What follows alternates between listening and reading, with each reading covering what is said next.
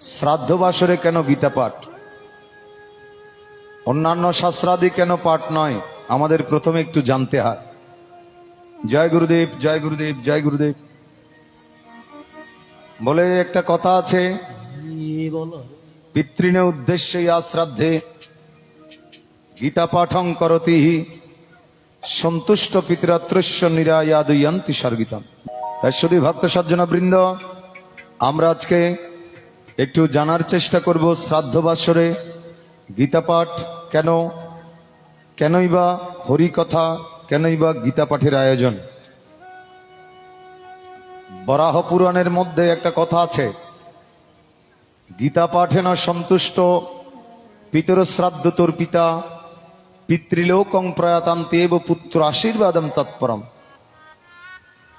মহাসতী ধরা দেবী ভগবান বিষ্ণুকে প্রশ্ন করছেন, হে প্রভু, প্রারব্ধ কর্ম ভোগ করি সংসারী মানবের কি রূপে তোমার কৃপা লাভ করবে?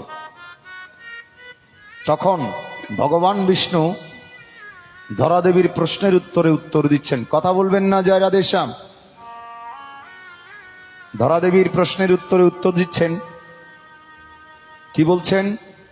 বলে পিতৃণ উদ্দেশ্যে ইয়া শ্রাদ্ধে গীতা পাঠং করতি সন্তুষ্ট পিতরাত্রস্য নিরায়াদয়ন্তি স্বর্গিতম। হে দেবী, সংসার পিতামাতাগণ সংসার থেকে এক সময় না এক সময় তাদের যেতে হবে।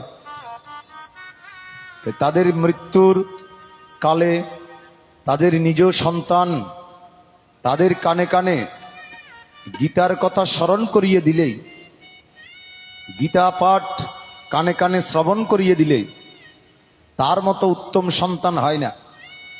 এই সন্তানের মহাকার্যে ওই পিতৃপুরুষগণ মৃত্যুর পরেও স্বর্গসুখ অনুভব করে।